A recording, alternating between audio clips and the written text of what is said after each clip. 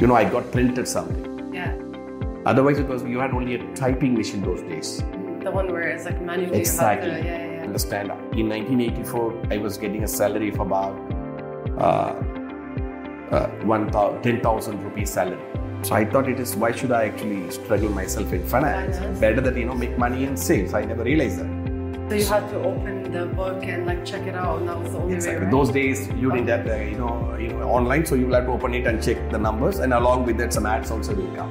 That's the kick. The more and more they started enjoying the success, they will go more and more into that. Once they start finally executing. Welcome back to another episode of Reality Check with Business Link. Today we have a very special guest with us, a powerhouse in the finance and sales industry. With over 13 years of experience in sales and marketing, business development, and channel management in the life insurance and financial product industry, he's made a significant impact. Please welcome with me today, Mr. Senthil Kumar. Thank you so much for joining us. My pleasure. Thank you. So we're just going to get right into it. Can you tell us more about your childhood? So, it's very interesting whether I'm coming from a humble background or coming from a rich family background. It's interesting, although my father is very humble, worked in a very small job as an accountant in a small town in India. But his father, my grandfather, who studied in London in late 1920s, is interesting. Though he studied, some reason my dad not educated more than the schooling. But the one thing that my father realized that education is very important.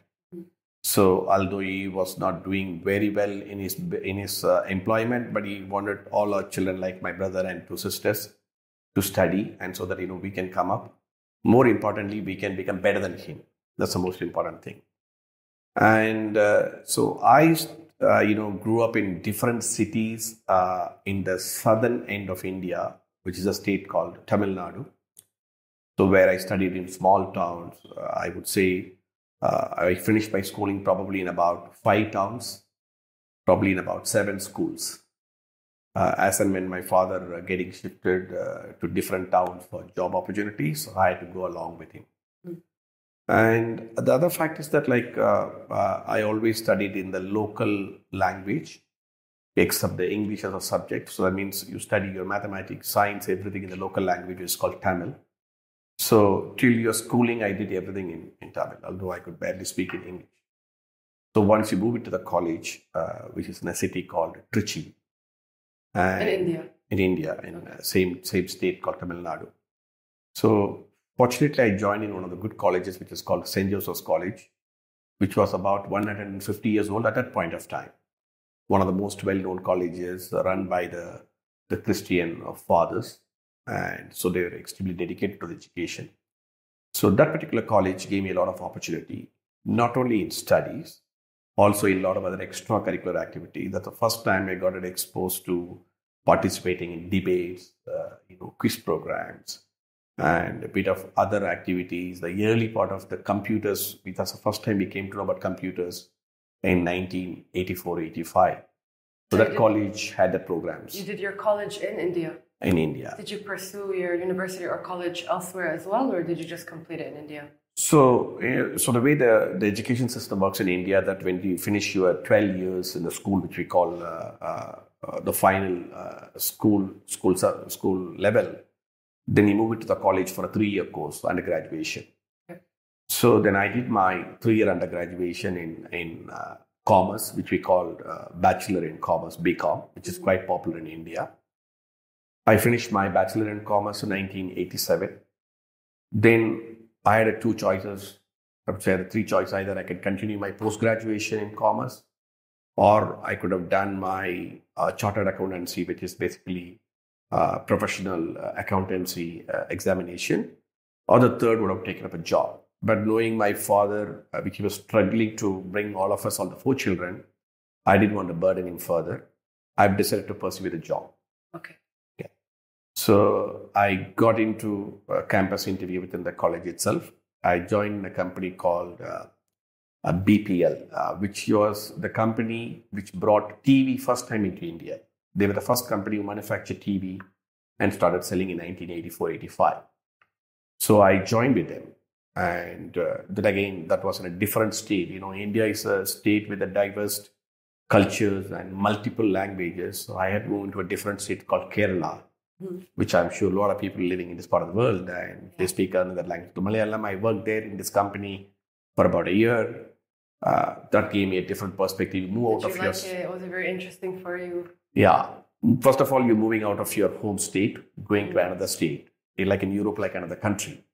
But culture different, language different. You get to know a little about everything. But after a year, which I worked in finance, first time I remember there was a computer. We had a computer department and a computer, and it was a printer. It's a dot matrix printer. Yeah. So for a new year, I asked this computer programmer, or I don't know what exactly it was called, can you type and show me how to Happy New Year and with my name. So first time he prepared a Happy New Year, like a dot it will come. And by Senthil, I was like, you won't be surprised, like I went and showed to so many people. I got printed something. Yeah. Otherwise, you had only a typing machine those days. The one where it's like manually. Exactly. You have to, yeah. But like first time when I saw something that I get taken out of a machine, which with my name, which was an amazing feeling. Sometimes it's quite funny, and I went through that period. And then I asked him, can you get it in about another 4 5? So he said, no, I can give you only 3. So then he get 3 printout. Every time I had to type and give me, then which I sent by a post, to my parents one. And, it was a kind of the pleasure we had those kind. Today, children. I was amazed. Yeah, they don't even print. Nowadays, everything comes on your phone, right? Yeah. So that's the kind of, the pleasure we had it. We saw this technology evolvement, which he was asking quite some time back. Mm-hmm. So after a year, and I realized that's a small town, and I thought probably I wouldn't prosper and grow further. Then I requested them to get relieved. Then I moved into Chennai. It's a capital of Tamil Nadu, one of the biggest cities in India. I walked in without any job because I had a good job, resigned and went without any job, stayed in a friend's place, started applying in a newspaper, quite a few jobs. There was a job called account executive. I thought it's an accounts executive. I didn't realize the meaning of account executive and accounts executive. So I walked in for this interview. That was actually for sales job. Account executive normally for a sales job. Accounts executive is for finance. Mm-hmm. But I thought it's a finance job. I didn't realize the difference between account and accounts. Yeah. So when I walked in, they told me it's a sales job. So then I said, can I still attend the interview? I went all the way. They said yes. But the interview, 15, 20 minutes, I convinced about the job more than about they convinced me because the salary was very good. Because if you sell more, you can make more commission than the salary. So I thought why should I actually struggle myself in finance? Better that, make money in sales. I never realized that. I accepted it. So it's a selling a washing machine. It's a tumbling washing machine. Okay. It's about only 2 kilos. So those days they told you have to go in the mornings and evenings to different, apartments, which was starting up in Chennai those days. You have to knock and go inside and show them how to wash in a washing machine. Because the washing machine was in the early stages in 1980s. There was no washing machine. People used to wash with the hands only. Yeah. So they take this. You have to take it to your shoulder, go in the bus, something. Then go to this, knock the door. They gave a training for us for 1 day, how to knock the door, go inside. Because if you go knock 7 o'clock in the morning, somebody else, can I come and show you a washing machine? First of all, they will say, who are you? We don't need a washing machine. Yeah. And what do you want to do? We are busy going to the office. Why are you coming and disturbing us? So they gave a training 1 full day, how to knock the door. It's very interesting learning life. That's it. How you have to tackle that, objection. How to finally get an entry. So finally, in a day, maximum I will get 1 entry, either in the morning, evening. Then they will give you cloth. Then you have to wash it in front of them. You have to demonstrate everything. Demonstrate and show them and help them. But trust me, 30 days. Were you good at it? I was good at it. I enjoyed learning, but I could not sell a single one. Okay. The only the advantage we had is that I was staying with some professional footballers who are my friends. I stayed with them. Every day when I come back, they were so happy because when they play and come back, they had a lot of dresses to wash. They said, fine, so far we were washing with the hand. Now somebody has got this machine. And then the whole night it used to run in my place where I used to stay. So we enjoyed a month. Then I realized about it. Sales is good, but then only thing, my bad luck, or probably people did not believe about the washing machine 1984 in India. Yeah. They still felt that they have to wash it by hand. Manually, yeah. Manually. So I could not sell. But in the meantime, while I was working in sales, then I came to know about another opportunity, selling advertising in yellow pages. Okay. Which I went for the interview. Luckily, I got selected. But the interview taught me a very important thing. Even today, I practice that. They told me to sell a pen. They gave me a pen. Yeah. So by the time I had a confidence. So because I was working in the earlier company for a month, then I sold it. It's an excellent pen, come in multiple colors. So the ladies, according to their outfit, they can, buy different colors. They can use it and all that. 3 minutes, I said, yes, you sold it. The guys who interviewed, they told me, yes, we bought it. But unfortunately, can you open it and see what is it? So when I opened it, it was not a pen, it was a marker. Okay. So the learned was I said, before you sell, you should know what's the product. Exactly. The product is extremely important for a salesperson. And I've learned that particular day. If you know what's your product, sometimes you're trying to sell, but you don't know what exactly you're selling. And that really, I like that, the way that they explained. But they said, we like your enthusiasm and you don't have much of experience, but join us. It was tough selling because selling advertising in yellow pages, this is the part of a telephone directory. Yeah. So you had to open the book and check it out, and that was the only way, right? Those days you didn't have the online, so you will have to open it and check the numbers, and along with that, some ads also will come. Mm-hmm. The problem in that, you have to sell double sale to sell anything there, because first you have to sell the concept. People didn't understand what is yellow pages. That's the first time in India. So I had to sell the concept first. Second, then after that you have to sell the space. So the double selling. But that company, the way they trained us, the kind of confidence that I have today, that today if you give me anything, I will go and sell. Maybe I got into finance, I grew, but even today I'm an excellent salesperson. You give me anything, I will go and sell. Because the way, the kind of training they gave us, almost for 1 month, they gave a training. There are so many ways. There are certain techniques, for example, paraphrasing. Like if we generally, when we go and sell a product, normal question people ask, will you give a discount? Yeah, immediately. Now, so there's a technique called paraphrasing. They taught us. If you say no, straight away it goes into a negative mindset for the other person. Mm-hmm. After that, whatever you're trying to convince, you won't listen because you said no to him. Yeah. Even to the child. If a child is asking, give me ice cream, if you tell I won't, it won't listen to the mother. After that, what her mother is trying to tell, it will be bad for your health. No, because you said no. So psychologically, what they say, first you should say yes. Then if you have to ask, if you tell the child, yes, I will give you, will you be happy if I give you the ice cream? The child says yes. It starts listening to you because you said yes. Yeah. Then you start telling, I know you would love that. I would love to give you, but if you eat, it will affect your throat. Then if you continue to eat, sometime, you take to the doctor, they will do a surgery for you.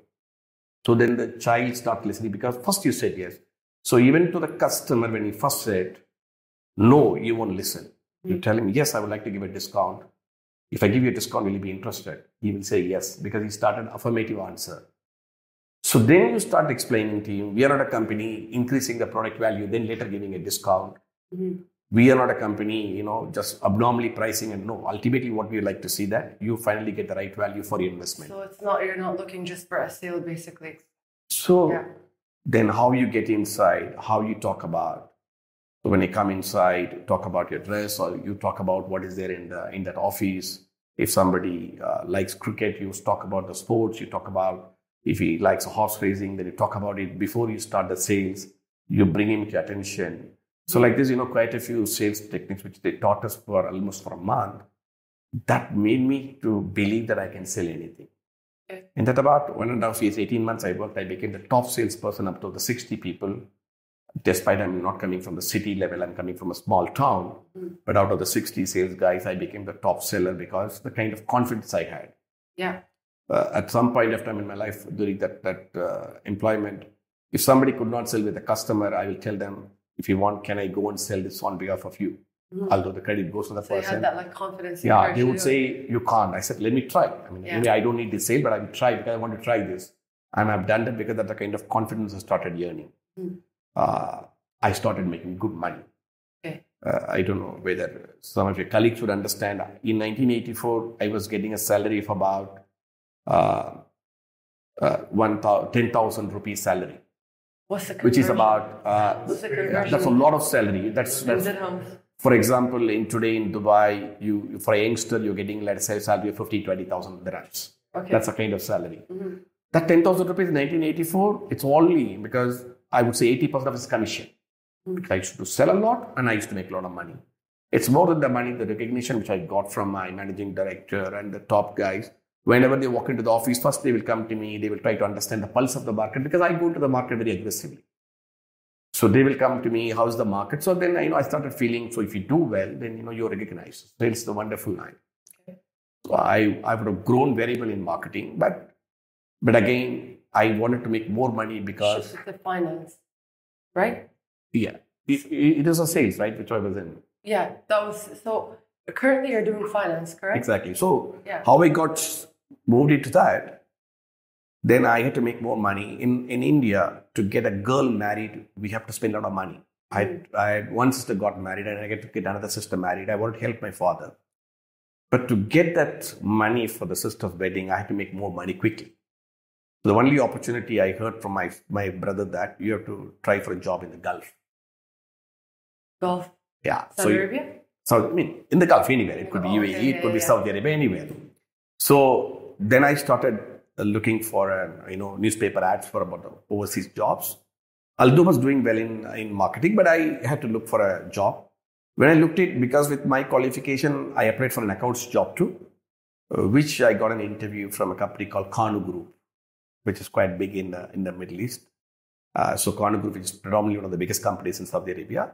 So I got a call and they selected me and asked me to come to Saudi Arabia. It was a good salary. I decided to take up. What did the role consist of? What did you have to do? So it was an accounts assistant job at the base level. But naturally, compared to India, the salary levels are very high here. So it's a good company. And I came to Saudi Arabia in 1990. So I came, worked for this big company. And though I had to move out of my passionate marketing job, but I was making money, no complaints, and I was doing well in this company. But within a year, we got hit by one of the major events in the region, the Gulf War. The Saddam Hussein's, the issue which happened around the Gulf, and particularly the Dhahran where I was living, which is Dammam city. It was a main target for him. I was born in Dammam, actually. 1998.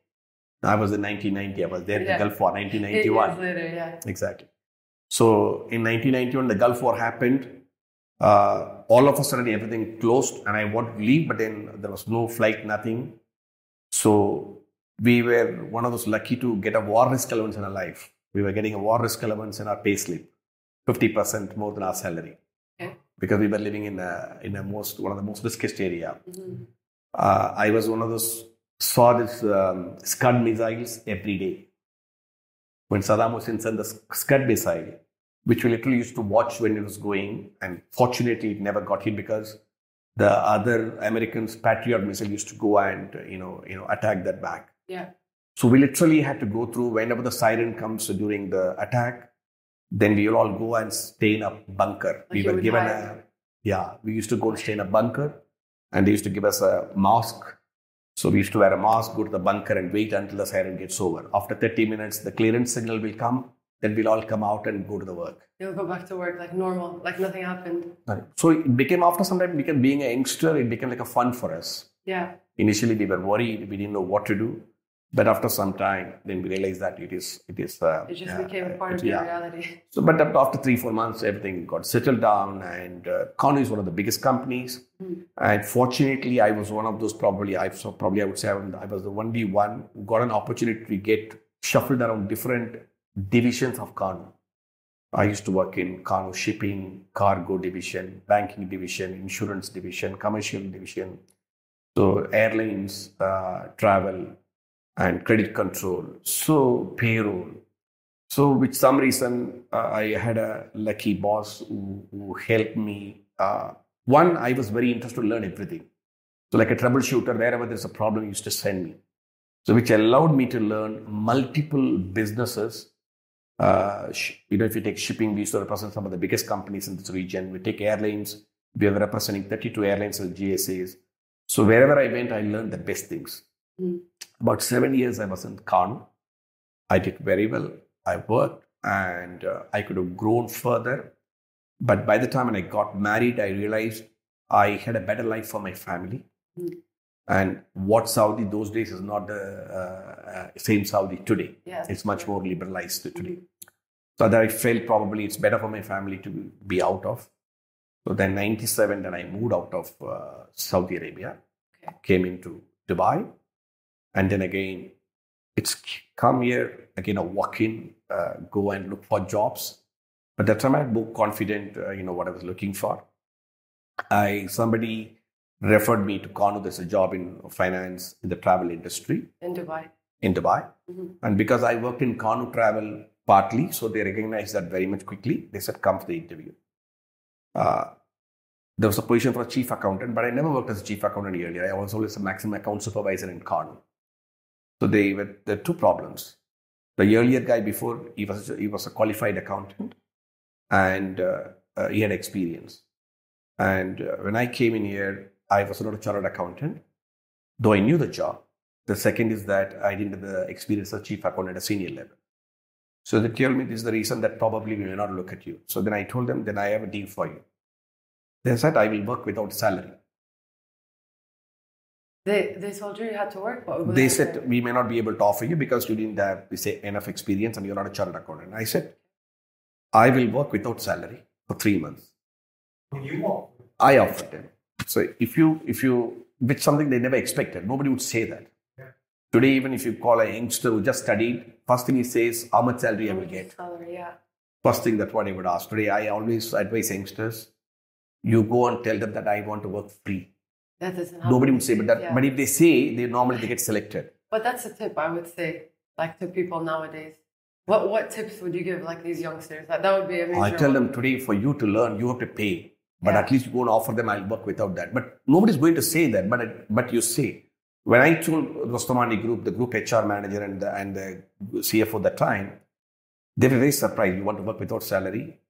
I said, yes. But they said, but after 3 months, how can you manage? I said, that's my problem. But if you find me good, then you pay me back for the first 3 months. If I'm not going to find you good, you don't need to tell me, I myself will walk out. That's a good salesman. Yeah. So I was confident.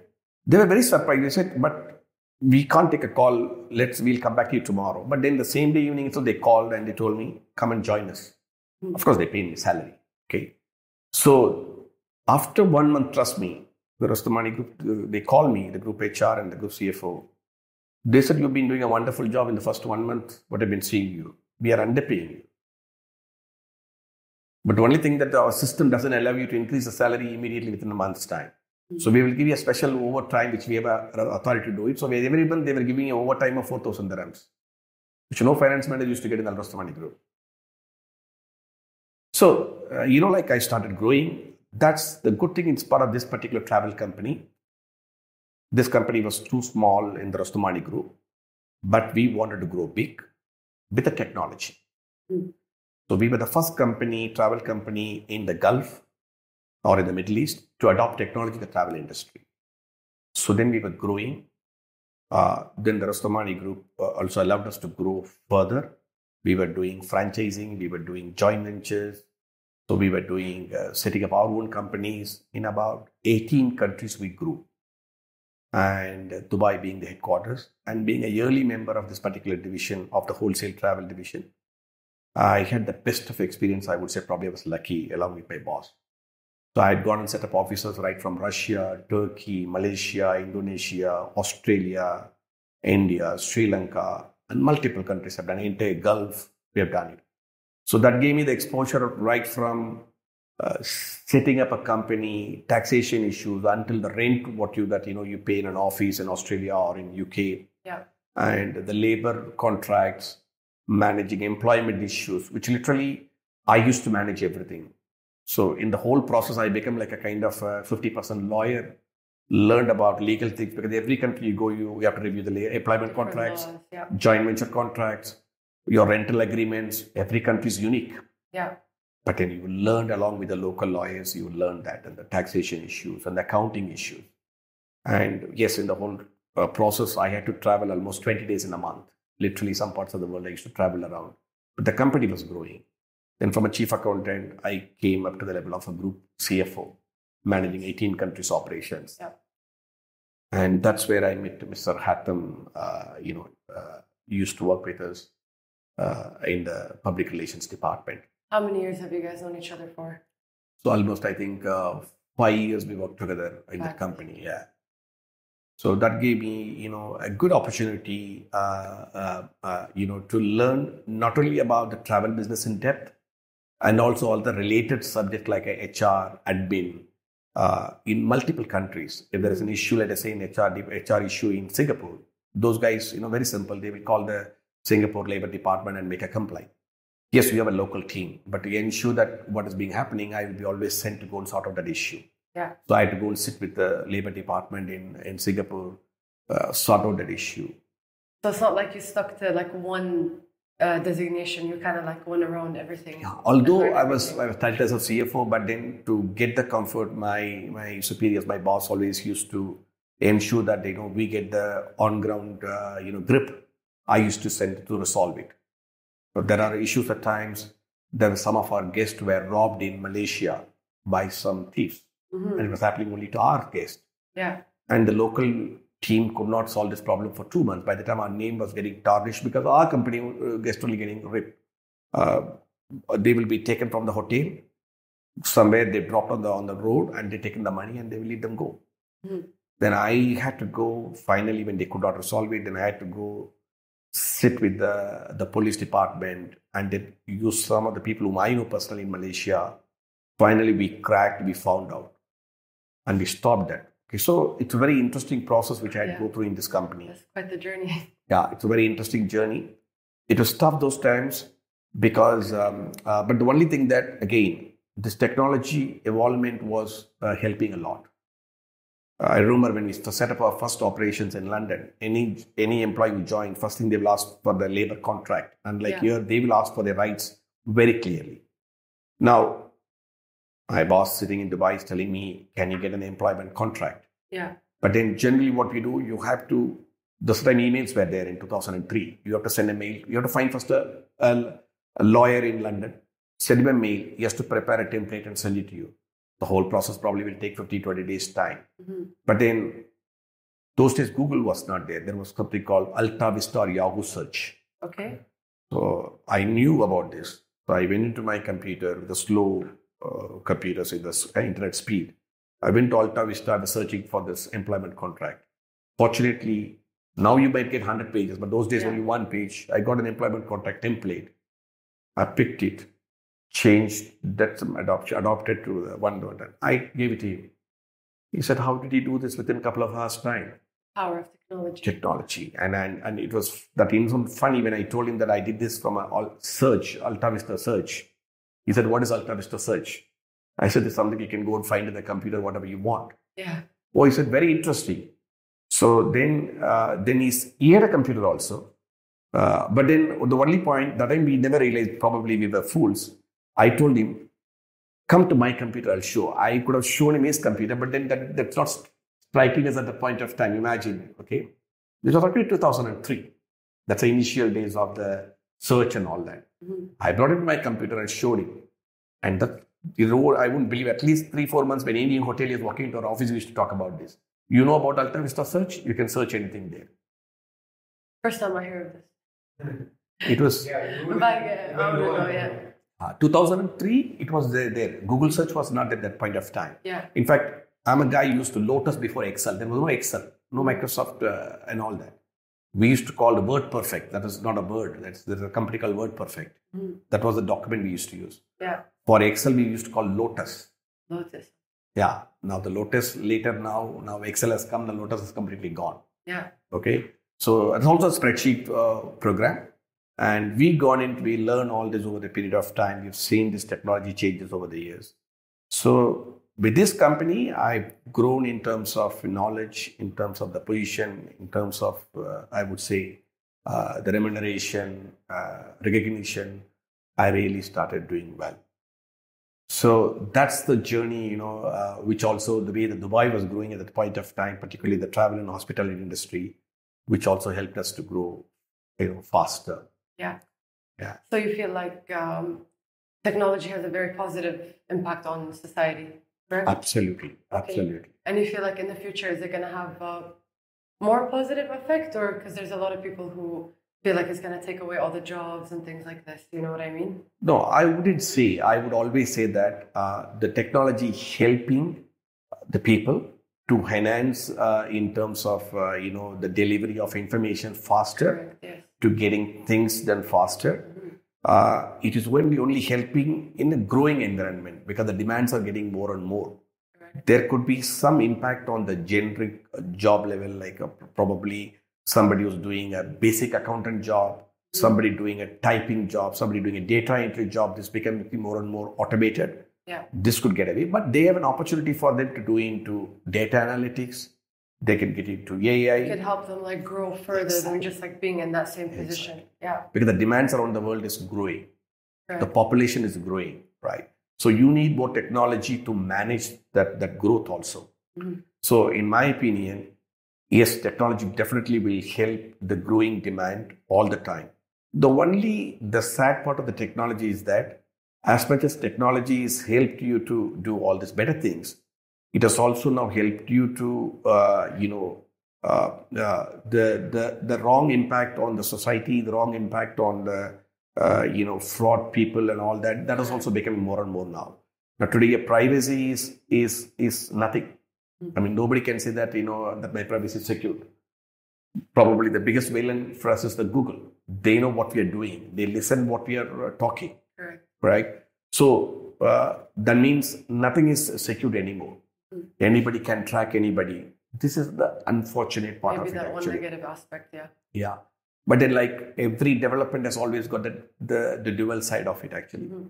So as far as we pick the right one and ensure that that's helping us to grow further, then that is the way that, we should look at it actually. Yeah, so I would say like just it's up to the person to either take it in like a positive way or let them impact them in a negative. Exactly.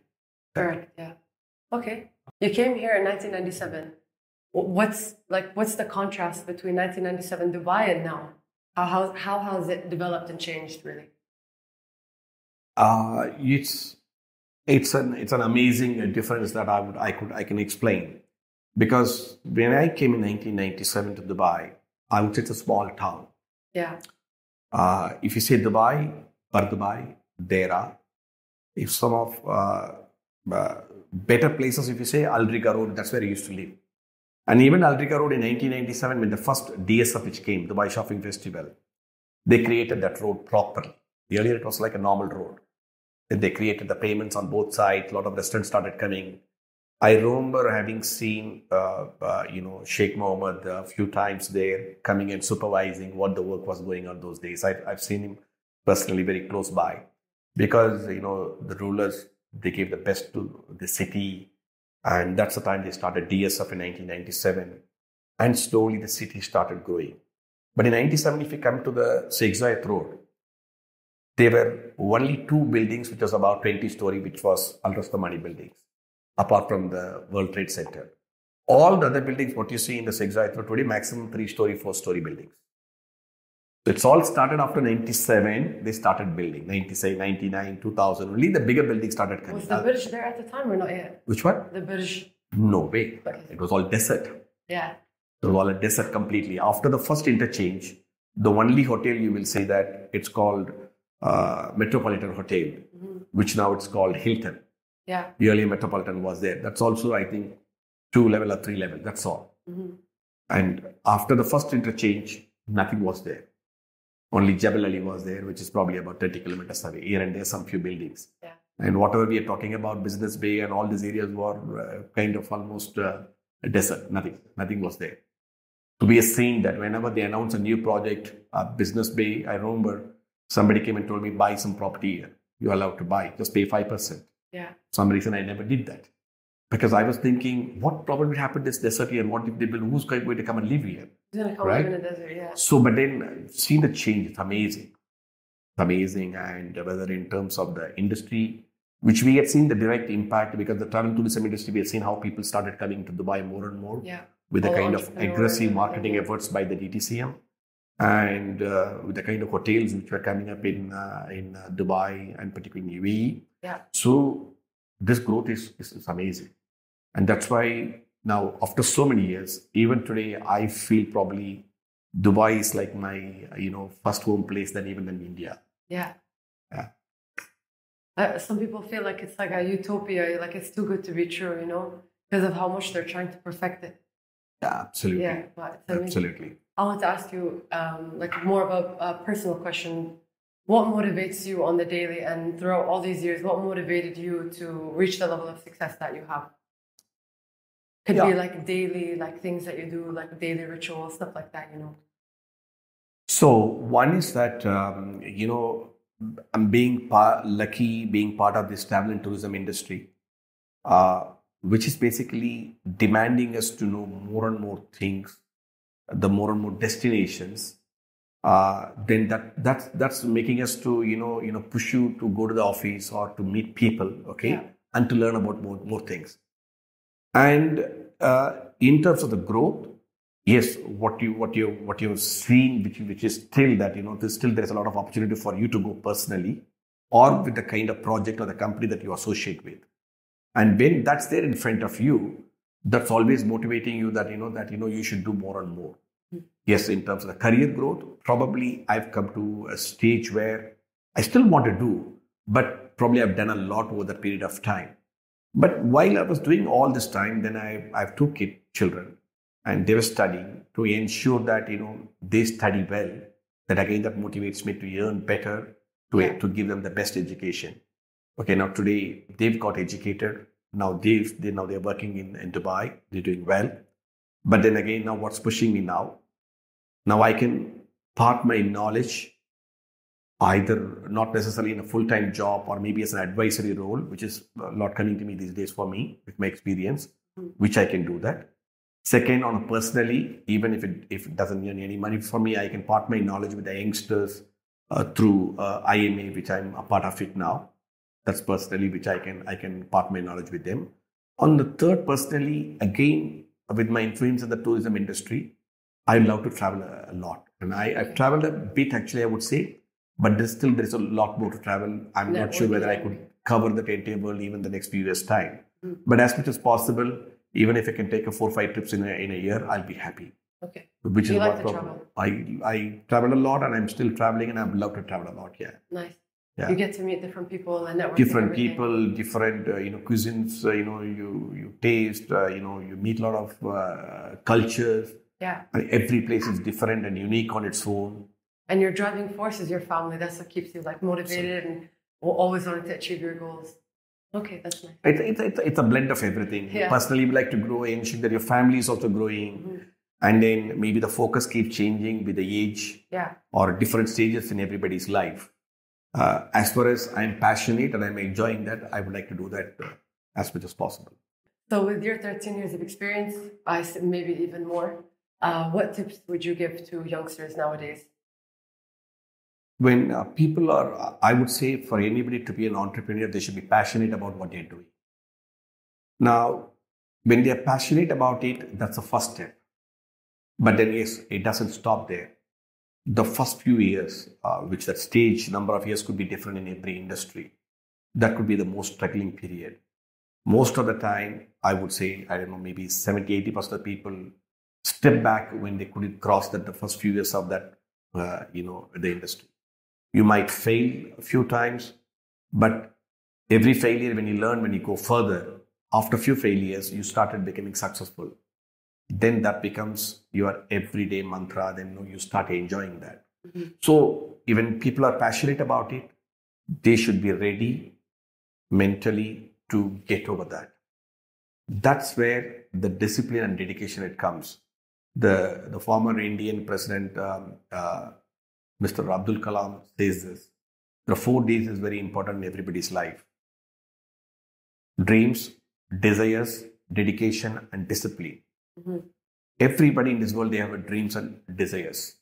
The problem happening when you want to execute that dream into it, from when you become desire into an execution, you need dedication and discipline. And that's where the problem comes.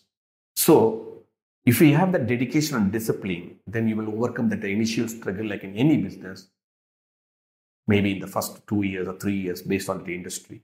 But once you cross that, you would enjoy. Yeah. Fortunately, in my life, I've done an employment at a senior level. I've also started my own company in India a long time back, a media agency, which I still run it. For obvious reasons, I didn't grow it further, but even today I run it successfully. Because the only advantage is that when you run your business, that's yours.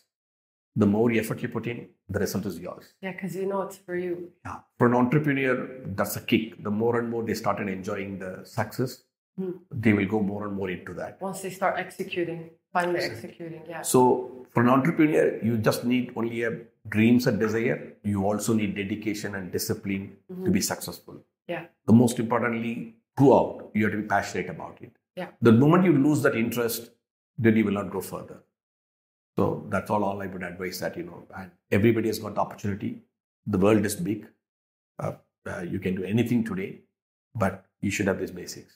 Could you tell us how you met Mr. Hatham? How many years you guys have known each other? Like, how was your first encounters? Tell us all about your memories together. I would say, my experience working along with Hatham is that is passionate about the job. We had a different PROs, but at that point of time, but when he joined, he was very passionate about doing things. Because many a time in the tourism industry, this could be a last minute issue. Some visas get stuck. People would hesitate, I cannot do this. They will do it tomorrow. Not possible. But he would never say no. He would always say, I'll give it a try. And he done that. So he was very passionate about what he was doing it. And I never really at that point of time probably had that fire, something that he wanted to do on his own.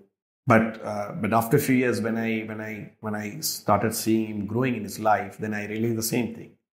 If you have that passion, putting your best efforts, believing in it, and then put your best efforts and being dedicated and sincere to what you're doing, you would grow. In fact, today I quote him as an example to some of the people whom I know because, we have some common friends, I tell them. And they're really surprised. But I would say rather it's being surprised that the reality.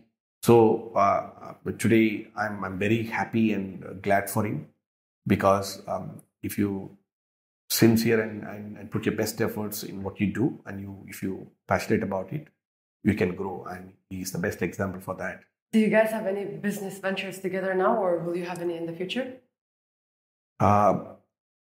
Sometime back, I've initiated an interest do a business venture along with him, which probably I need to again take up with him actually, which we talked about it about a few months back. I talked about it. And he's quite keen on that. So hopefully, there is an opportunity to get that materialized, so which we need to again take up that issue together. Sounds good. Okay. Yeah. You've known Mr. Hatham for many years and you know Business Link. Could you tell us more why people should join Business Link? I've introduced a few clients to Business Link on the company formation and some of the other business management services. And the feedback which I got them is very interesting because they were given the right advice and they were finally assisted in setting up the companies, and which is the most important thing. And then I could realize that he's got a very strong team. And this is most important, particularly when it comes to forming a company, in this part of the world. So I would always recommend anybody, to come into Business Link for the requirements, and I know that the Business Link has got a strong team, and they will be helped to fulfill the requirements of all the clients actually. Yeah. So those are some very nice insights, and I hope a lot of people can learn from this. Are there any other tips you would advise generally, to anyone who wants to get into the business field, or really someone like me, for example? I like sales. A really good sales tip I could take away from all of this? Sometimes if we look at it actually, Advisors, you can give a lot, but at the end of the day, it's for the individuals to follow their dreams and being passionate about it and work hard to do that. That's the most important thing. Put your best, efforts on that. And if you do that, whether it's a job, whether it is your business, or whether even in your personal life, I think everybody can be successful actually. Yeah. It's a relative measurement what is being successful, but at the end of the day, it's that someone has to decide what they want. With hard work and dedication. Yeah. Sometimes I've seen people living in a small village, having not aware what's been around the world. They're very happy. Yeah. Probably sometimes they're more happier than somebody living in a big city. True. So the happiness is not that, that where you live, what you've achieved and what you want to do. It's that finally that what you derive within yourself. You create the happiness. Yeah. So that happiness, people have to, define that line, and they have to, work towards that actually. Yeah. Well, thank you, Mr. Senthil, for joining us today on this podcast. It's my pleasure. Yeah. Okay, you heard it here, guys. Dedication and passion, you'll achieve all your goals.